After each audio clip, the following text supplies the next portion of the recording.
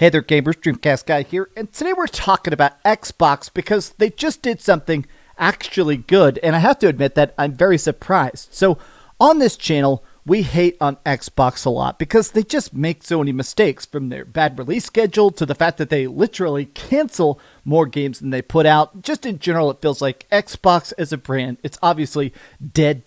But something they did this year that was so bafflingly stupid is they officially announced, Microsoft's Gaming put out a statement that said, going forward, all games are going to be $80 a pop. So even if you buy it digitally or physically, or whatever you buy it, if you buy it on Steam or Xbox as a console or buy it on PlayStation 5, every game is going to be $80 a pop. And a lot of people were pissed because the starting of this initiative was going to be The Outer Worlds 2.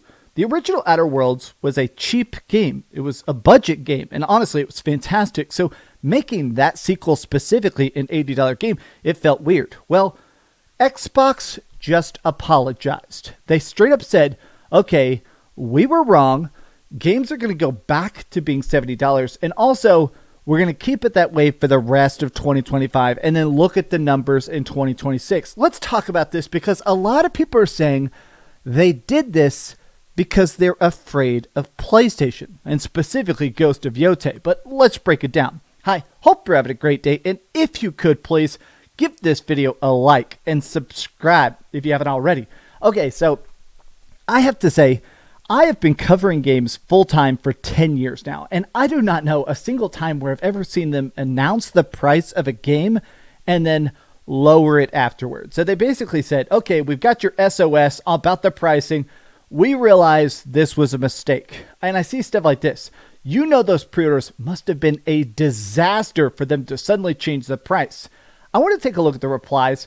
Wow, for the first time ever, Spacer's Choice is the best. Now listen about putting a disc for Xbox games. All Xbox games are now digital. Even if you buy an actual physical copy of an Xbox game, it's just a code in the box. I can't imagine the stress involved in the meetings to get this approved. You've earned back my intention to purchase. Now, this is definitely probably part of it. I'm sure some people are going to say, oh, this is a publicity stunt. It was planned from the start. I don't think it was. The amount of people that probably got yelled at, the amount of really intense all caps emails to get this done, it's interesting that they are reacting to it. But here's the grander context of it that, to me, I think signals the fact that Xbox is afraid about the fact that at this point, nobody is buying Xbox games on Xbox. If they're buying it, there's the limited amount of people that are doing like Game Pass, but Game Pass numbers actually continue to go down.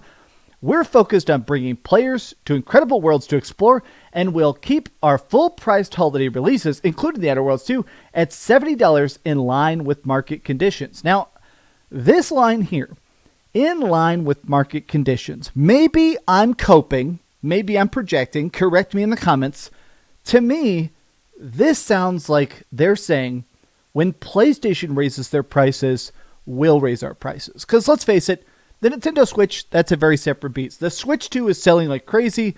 They can sell some games like Mario Kart at $80, but I think they realize, okay, there is already such a problem with actually selling any Xbox games to anybody. Raising the price is not going to increase the profitability. It is just going to tank the already terrible sales. But I want to do something. I want to refresh this tweet, and I want to take a look at the replies live with you guys right now. Look at this. Never say that bullying doesn't work. To be fair, Outer Worlds 1 was okay. There was absolutely zero reason to make Outer Worlds Part 2 double the price. Translation, sorry about that ridiculous price, but we'll put it back there. We'll pre-order it now. Someone, anyone, Phil Spencer and Microsoft flip-flop so much, even their prices are never final. This is embarrassing. Now, I have seen some talk about the fact that with Xbox, obviously their big push is Game Pass. They want you to get Game Pass. They like you to buy games, but they're also in a spot where they're like, okay, we want you to get Game Pass more than anything else. And I have seen the theory that they could price these games at $60 a pop or $50 a pop. Every single game on Xbox could be cheap, but they purposely make them expensive so you'll get Game Pass. This is basically a 10-dimensional chess move that's just not working out. That basically the idea is, okay, if the games are so expensive, you'll think, okay, this one game costs as much as a year of Game Pass. So let me get Game Pass instead of actually buying games. But I think now it's at a point where people aren't getting Game Pass and they're also not getting the game. So at this point, you might as well make the games cheap because nobody's getting Game Pass, right? Wow, that's a good surprise. I talked about this in 2024 with Cromwell, who said that $80 is going to reduce sales. I wonder if it helps prove that theory. This guy Cromwell is, I've quoted this guy in a bunch of videos. I think he is an absolute genius. He's one of the major people behind Larian and Baldur's Gate 3. As I've said many times, they want a high price to make Game Pass look like a better value proposition, but I'm sure the developers don't necessarily love that in an industry where sales figures are a big measure of success. This is actually a brilliant point, which is that now that people are more clocked in, more locked in, I do think that people are more aware about how well a game is doing longevity-wise. You know, you can buy a game and play it and love it, but back in the 2000s, when you're playing Final Fantasy X or Ridge Racer or whatever like that, you didn't really know, okay, how well is this doing? Am I going to get another one of these? Is there going to be a sequel? But now, in the age of the internet and with publicly disclosed data, people are able to better understand how something is doing. And right now, all Xbox games are just selling abysmally bad. So now, even when a game does come out, even when it does get high review scores, people are like, okay, how long until this studio closes? How long until the next wave of layoffs, right? Now, I do think that a lot of people are talking about this push for $80 games. Every game now is trying to test the waters of $80 games. And I just really think these games are going to have measurably lower sales, especially stuff like this. Shooters and stuff, Battlefield 6 being $80, Call of Duty being $80. I just don't think the market's going to care about annualized $80 games.